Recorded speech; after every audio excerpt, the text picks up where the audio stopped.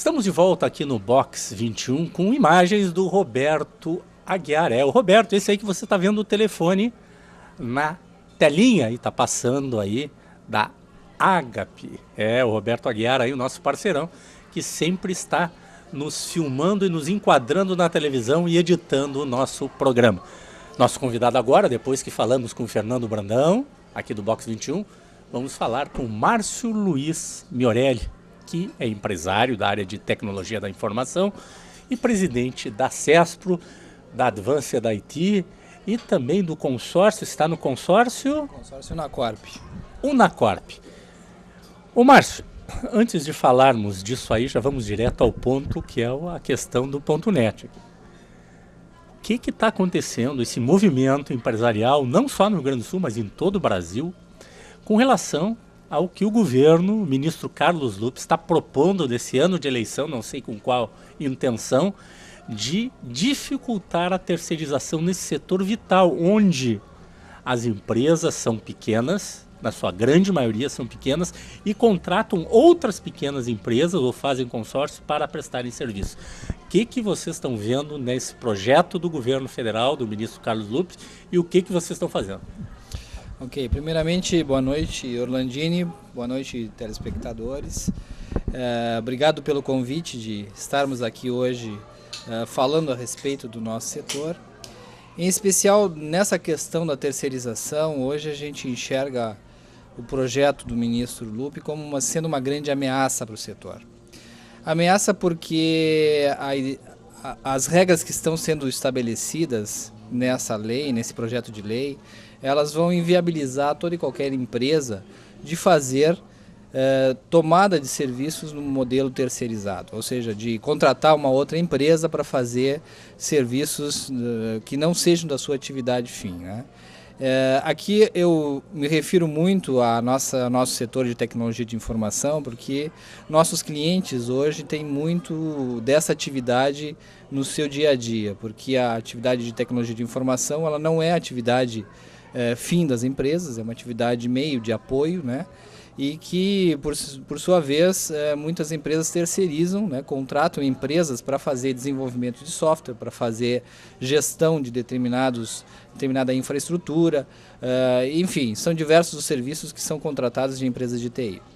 O projeto de lei, ele vem a, digamos, trazer uma barreira muito grande na contratação, visto que uma das regras é que toda e qualquer terceirização tem que ser homologada pelo sindicato dos trabalhadores, da categoria envolvida. Isso com prazo de no mínimo 120 dias antes. Quer dizer, vai burocratizar e vai atrapalhar muito a relação que hoje se dá de uma forma bastante rápida, bastante prática, né?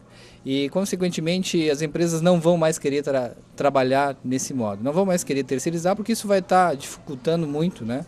Ou seja, tem que se comprovar o porquê está precisando quando terceirizar e qual é a medida, né, dessa terceirização. E certamente isso vai inviabilizar todo o setor. Ô Márcio, isso aí me preocupa até porque muitos sindicatos, não é 100% deles, mas muitos sindicatos têm um viés político muito grande. Que o interesse deles não é que o trabalhador esteja empregado, e sim criar uma luta política com o empregador e, muitas vezes, diminuindo os postos de trabalho. É o caso, por exemplo, uma crítica que eu faço abertamente contra a nova lei dos estágios, que também prejudica o estagiário, porque diminuiu os postos de trabalho de estagiários, né? Dificultou a contratação de estagiários em pequenas empresas, né? E o aumento de experiência desse jovem que precisa ter um espaço no mercado. Hoje está mais difícil para o estagiário achar colocação do que antigamente na antiga lei. Correto, exatamente. Nós na CESPRO hoje já temos isso estatisticamente comprovado. Houve uma queda muito grande nos estágios. Não se tem mais o volume que se tinha há 2 anos atrás. Isso devido à lei, né? A lei veio realmente a dar uma regulamentação que o próprio estagiário não se sente mais, digamos assim, dentro da sua estrutura que vinha trabalhando anteriormente, atingido, né? Ou seja, suprido das suas necessidades. E o empresário, devido a ter a necessidade de um trabalho de 8 horas, com a lei só pode ser um estagiário de 6 horas. Consequentemente, não há condições de encaixar esse número de horas dentro da atividade. Então, acaba optando por contratar uma pessoa do que ter um estagiário para formar, para desenvolver. Isso veio a trazer um prejuízo muito grande para as empresas, porque deixam de fazer um desenvolvimento de pessoas e, consequentemente, para o estudante, para o estagiário, para aquela pessoa que quer entrar no mercado profissional, não tem mais o espaço que tinha, né, como tinha anteriormente para se desenvolver. Ô Márcio, tu não acha que eles estão querendo tratar o setor de TI, o setor prestador de serviços, como se fosse uma grande montadora? E nós sabemos que o setor de TI é um somatório de pequenas e microempresas, tá? Empresa com 100 funcionários na área de TI do Rio Grande do Sul é grande. É uma empresa grande. Com 50 já é uma empresa grande.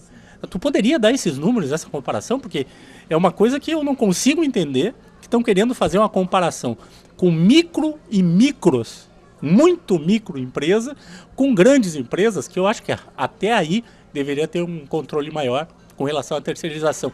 Mas não é o caso na área de TI. Com certeza, Orlandini, a gente não consegue fazer uma comparação com montadora porque os nossos números são de pequenas e médias empresas, né? Muito mais de pequenas. O número que a gente tem hoje é de que mais de 90% das nossas empresas são pequenas empresas, se não microempresas, que tem aí de 5 a 10 funcionários dentro dessa média.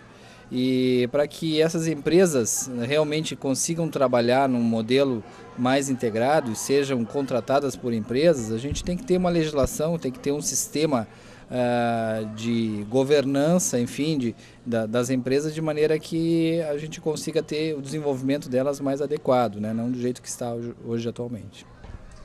Nós vamos a um rápido intervalo e já continuamos com esse bate-papo com o Márcio Miorelli, presidente da CESPO. Esse é o Ponto.net.